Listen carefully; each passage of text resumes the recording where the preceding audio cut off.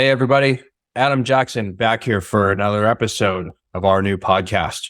If you're new to the show, just as a recap, I'm a 4-time venture-backed entrepreneur, currently working on Braintrust, a user-owned talent network.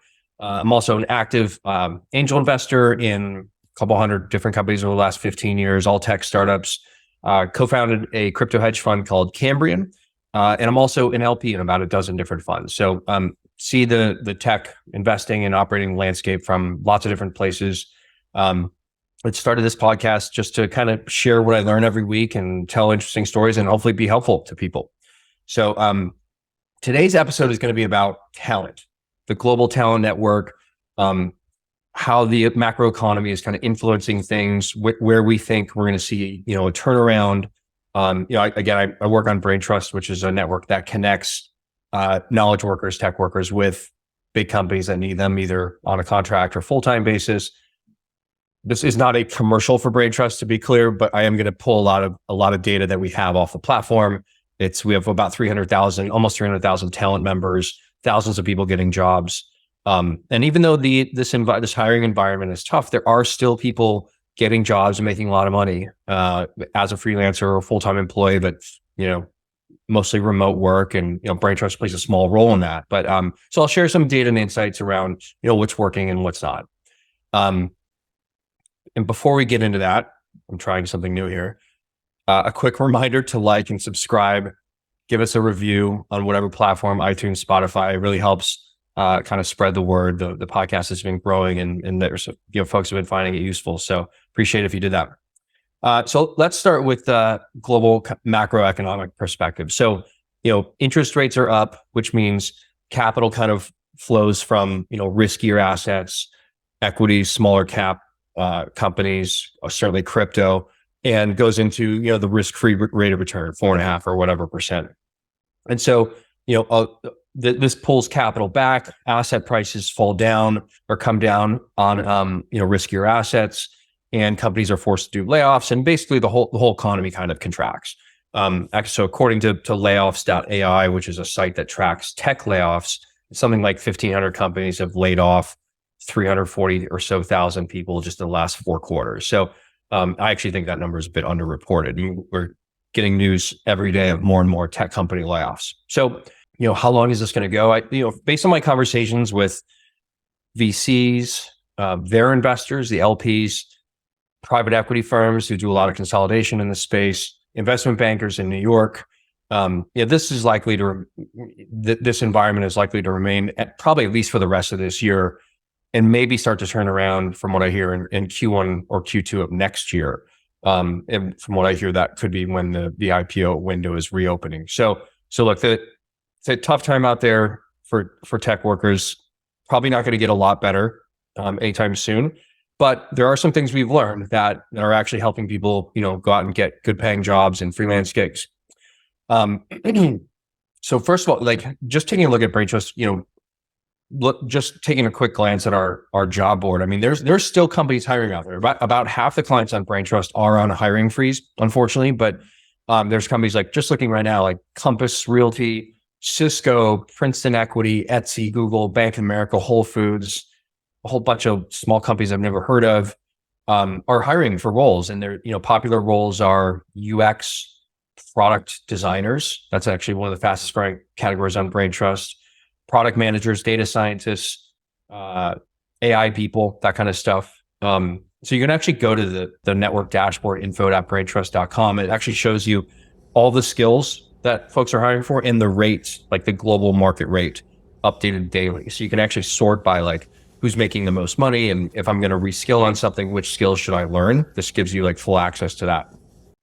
We're seeing folks on Twitter saying the agencies that they're working for are paying them $200,000 a year. I mean, there's people actually still finding work and making good money out there. So I get asked a lot how do I stand out in an application? And I'm sure if you're a hiring manager, you're probably getting 10 emails a day from recruiters and spamming you about, this and that candidate they have, or outsource dev shops just the level of spam for people trying to, sling candidates and resumes is just the highest I've ever seen it. So a lot of noise out there. So we get asked a lot, like, how do you stand out? And I actually answered this question on our new Braintrust Professional Network, which is in private beta. So we'll just give a screenshot here on the podcast to show you how it works. But and this professional network will be open to the public about a month from now. So we'll talk more about it later. But so speaking as someone who has been an engineer and a product manager, bidding on work, trying to get work when I was younger, and that's how I paid for college. And so now I've been a hiring manager for a long time, and both for my previous venture-backed companies, for Braintrust, and as well, we have a winery in Napa called Asymmetric Vineyards, which we just built out a digital wine club thing, and we hired engineers on Braintrust for that. One of the best things you can do is, in your application, like, be really specific around like what it is you would build for this, what other things you would think about that maybe aren't in the spec. Like, really wrap your head around delivering the business results for this project, and get really specific around like, hey, here's what I would do. Have you thought of this XYZ yet? And then talk about how you'd be there to help with new features and maintenance and that kind of thing. And that's how you build a new ongoing relationship with a new client. I mean, that's how I built my first consulting firm when I first moved to San Francisco, answering developer ads on Craigslist. And fortunately now it's much easier, places like Braintrust where there's lots of clients. What else? We have the other piece of feedback. So I always like to acknowledge like what sucks about using Braintrust, and the list has been long. It's getting shorter. But so some things I want to address, for the talent community who's watching this.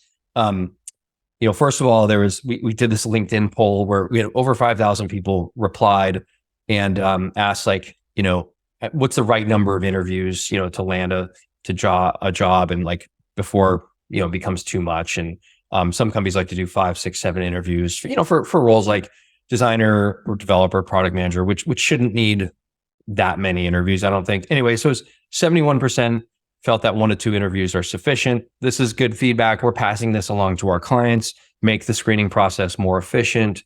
Do more things asynchronously. Don't just do interview after interview and wasting lots of time. So that was really interesting feedback.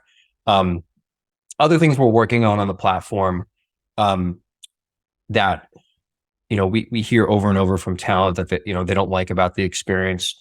The first one's matching. Like we have a decent matching system now. It's not great. It's pretty basic. The problem is we have folks will apply to things that they're just not qualified for. They're not a good match for. They're in the wrong time zone or whatever. And so we're tuning the application to like deter those applications, so the client's not sifting through as many. Another one's around transparency. So we hear a lot from people.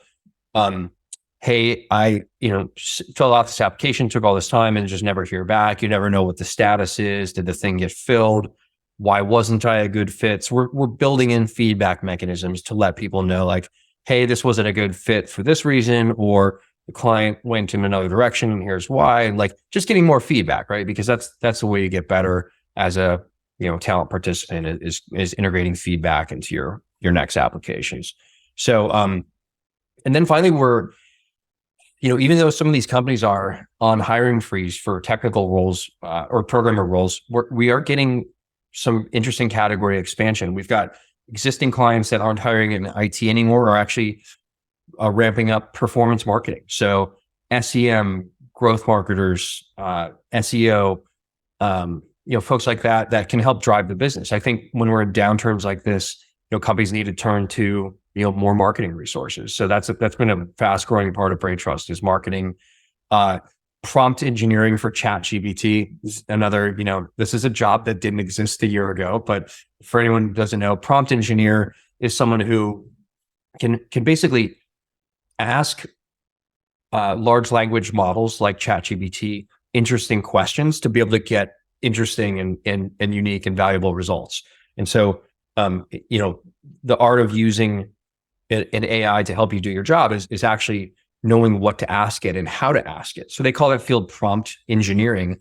And that's actually been kind of growing on Braintrust. We actually had a few people reach out to me who are prompt engineers and offer to train some of our core team employees about how to use, a tool like ChatGPT to make their jobs more efficient. So this is actually a new initiative I'm working on here at Braintrust is, taking a look at all of our internal processes and figuring out what could be automated through AI or what, when there is a human involved, like how could that person use GPT to make their job more efficient? So you can, so we can 10x this business, this network, and not have to grow more headcount, right? I think that's like the key to capital efficient growth. And GPT is, it's really interesting on some things, copywriting, marketing, building SEO pages. That certainly building code. I think there's going to be some internal finance applications for it where you should be able to feed in financial data and have it, create graphs and reports and things like this. So I'm really excited about. It's not replacing anyone, right? We're definitely not there yet, but I think if you can make people 30, 40, 50% more efficient, that's an awesome way to, grow the business in a more capital efficient way. So we are interviewing ChatGPT prompt engineers, again, a role that just didn't exist a year ago. Hopefully to make our internal teams more effective. And then if it works, we'll open source this and post it to the community and let everyone else, benefit from all the work we're doing here. So really exciting potential new use for that technology.